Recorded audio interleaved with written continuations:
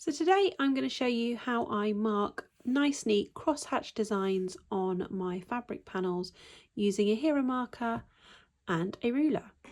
You need to make sure that the fabric is cut, pressed and on a really nice flat hard surface, not layered up with your batting yet.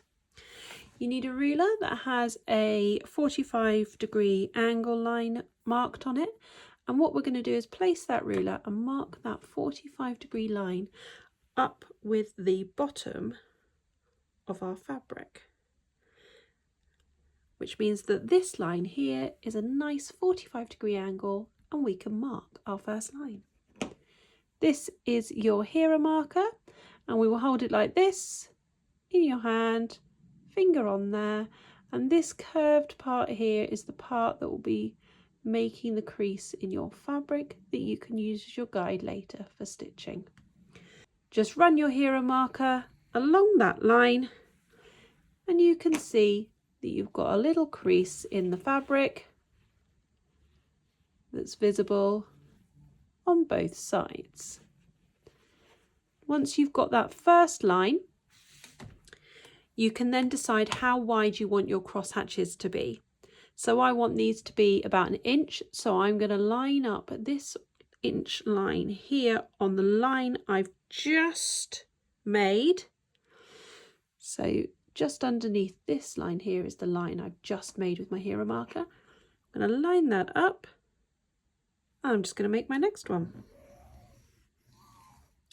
And then I'm going to continue on in that fashion until I've completed this side.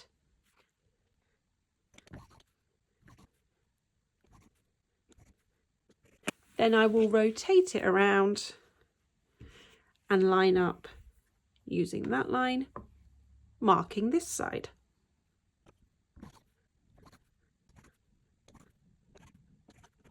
Okay, so I have now completed this whole panel with lines going this way. Now to complete our crosshatch, we need the lines to go that way and we want to make sure they're nice and neat. So I'm going to turn it this way and all you need to do is line up these lines on top of your 1 inch markers. They're about 1 inch apart and you can start wherever you like.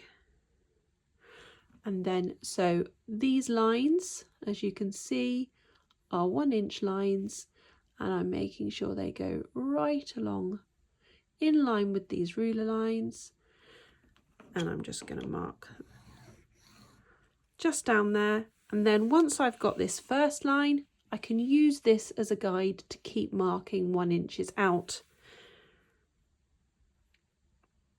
just like you did before. You can also make sure that as you're moving along with your lines, these lines here that you made in the first instance keep on in line with these lines as well. That's a lot of use of the words lines. And then you flip it over just like you did before and mark out 1 inch increments going the other way.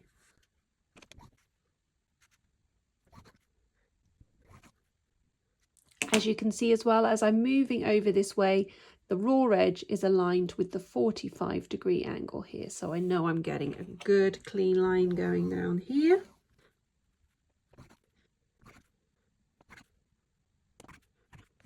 And there you have it. All those cross hatches marked.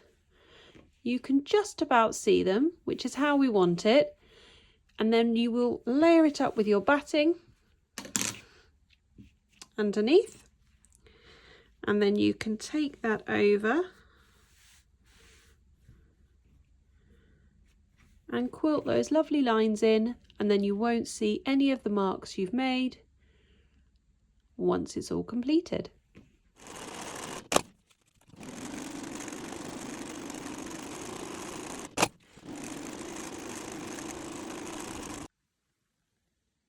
And this is what it looks like when it's done.